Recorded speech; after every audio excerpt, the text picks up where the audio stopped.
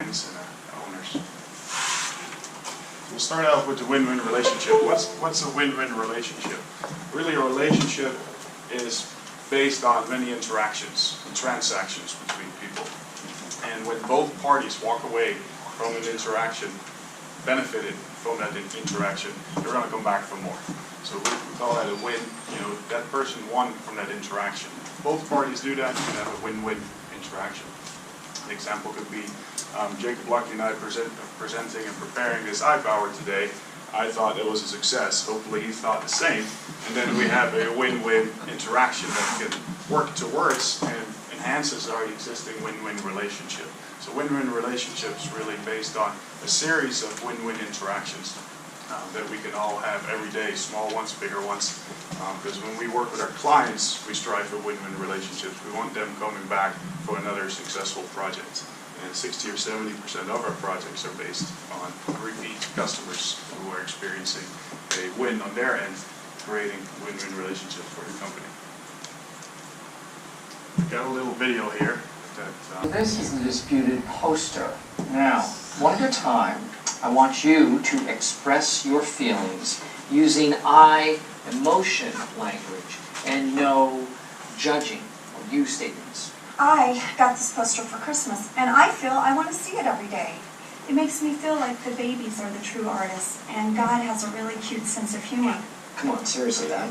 I don't like looking at it. It's creepy and in bad tasting. It's just offensive to me. It makes me think of the horrible, frigid stage mothers who forced the babies into it. It's kitsch. It's the opposite of art. It destroys art. It destroys souls. This is so much more offensive to me than hardcore porn. Okay. Stop. Let's see if we can't just brainstorm and find some creative alternatives that are win-win. Win. Yes, thank you, Pam. How about Angela makes the poster into a t-shirt which Oscar wears. That way he can never see it, and whenever she looks at Oscar, she can see it. Win, win, win. No. No. Okay, well, brainstorm. Own the solution. How about I leave it up? How about she takes it down? How about Angela can keep it up on Tuesdays and Thursdays? Okay, that is called a compromise, and it is style 3, and it is not ideal.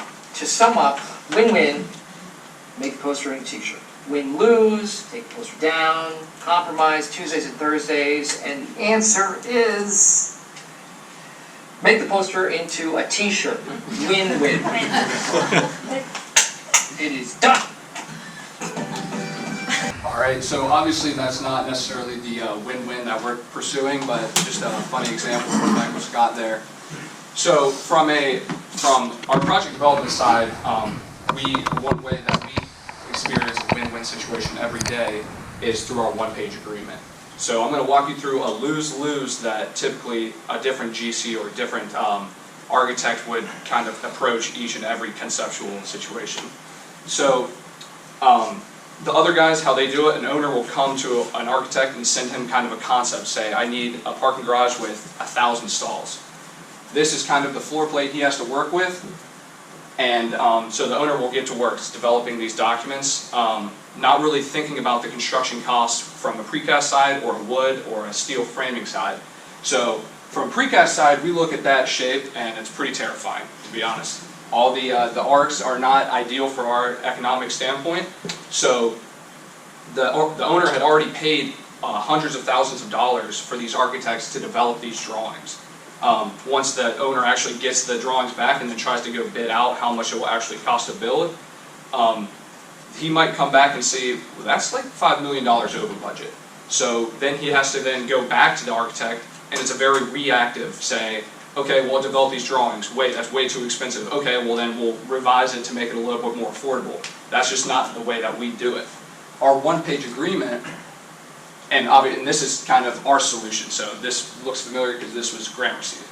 They came to us with a very arch proposal. This is how we made this fit in that same exact floor plate. So the Finfrock way is the owner will come to us, ask us to do a design with a certain floor plate, and we pretty much, up front, we can provide him the design, the floor plans, the elevations, the renderings, a guaranteed price from a precast side and a construction side at little to no cost. This one-page agreement that we have, basically, we give it to them and it says, hey, we'll provide you all these documents with no charge, as long as that we can kind of ensure in the future that this project, if it gets built, will be getting built with us. So this we'll just run through. This is a typical, what we work in the conceptual design standpoint. This is a base, a floor plan right here, and then the perspectives and elevations that we give the owner, like I said, free of charge. Some renderings, and then using these renderings, we can actually make the precast estimate and the construction estimate, which helps guarantee that price. So the owner gets to actually see what the project's going to cost before he actually has spent $1. Owner's benefit, it's pretty obvious. They get all this stuff up front, no charge to them. They can verify that this will fit in their budget, so that they don't have to go back and forth with the architect and the different contractor in the future. And also, if the owner says, hey, we only need 2 elevators, we don't need 4, they actually have the influence on design early, or they can change the elevations. So you ask, okay, what does FinFront gain out of this? We gain that relationship with the owner. We actually, this is how we have the repeat business, because they know they're going to get all this upfront information from us, and we'll be able to provide it to them. It's our opportunity to make a project FinFrontable, similar to that Gramercy project. And then also, there's the incentive to build with FinFrock, so they don't have to, it's because they can take our documents that they give and they can bid them out, but they still owe us for that design if that happens. Program. It's beneficial to both the company and employees, and we'll start here with the employees' benefits. It really gives you an opportunity to experience working in different departments. If you're coming out of college, you're starting your career, or you're further in your career, you get an opportunity to work in different places that you probably will not get in a company that just does one thing. Us being vertically integrated, having all these different companies under our umbrella, allows you to move around and really experience firsthand what it's like to work somewhere and see what you like, see where you fit, see what you're good at. Real jobs, real responsibility. You're there long enough to really understand what it's like, firsthand. And you get to understand the bigger picture, the FinFrog design-build process, like we're talking about today. From a company's perspective, it's great because it allows for us to see where does someone fit well, where do they do well, where can they bring the most value to the team overall. It's essentially an extended interview. The whole time you're working, you get to see what someone's about, what can they do, what makes them excel. Any experience, the experience of the design build process is important to the company, because when you find the position you're permanently working, you have that experience of working somewhere else. You know what it's like to be out there and work on the forum. You know what it's like to be in the field. You have that hands-on experience. We all heard people say, oh, those guys in the office, they don't know what they're talking about. It's great on paper, but it just doesn't work that way. If you've been outside and you've done it, you have a better understanding, and hopefully can not have that situation. You can design things differently or lay out things differently, and put yourself in the shoes of people in other departments and relate. So it's very important for the company culture that we all work together as a team and understand everybody's challenges and things they have to work through in their positions. Another one is the 401k program that allows you to invest in yourself. So when we finally retire one day, we can do that comfortably because of the generous match that they try to do when it's possible. For a company, it's great because it teaches employees to think long term, and it gives an incentive for people to stay with the company for a long time. There's an additional benefit beyond all the other benefits. So hopefully, this could be us one day when we retire. No worries. And then the final win-win that we're trying to, the example that we came across was just the design-build relationship in general. From an owner's perspective, our company's structure reduces risk for them, which is huge. They don't have to go to that architect and then possibly have to get redesigned to make it more economical. They have that one source of contact, which is FinFrock. We can walk down the hallway and go talk to an architect or an engineer or conceptual design and see what works, what doesn't.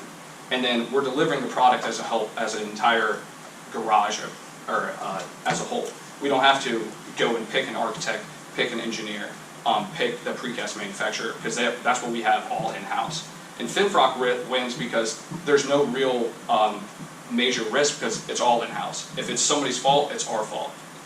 So we can kind of learn from that, and we can work on the same team to minimize any issues. It makes us more competitive in pricing because with all of our experience going through 200 garages, we understand what details work, what details don't, and how to make that make it more efficient. And we have the feedback loop, which is our lessons learned. So with every project, we make it better than the next one. Which kind of steps into vertical integration, which is an example of which is a smartphone. You don't go and buy the microphone for the smartphone, a battery for the smartphone, and then the actual software from a smartphone and put it all together. You're going to be going to a one-stop shop like Apple, and they already have this put together for you. And that's kind of what the vertical integration is. So this is our business strategy definition, but it's basically that we own all the different parts in the supply chain that gets us from an initial concept to a finished product. So we own the precast manufacturing, the architecture, the engineering.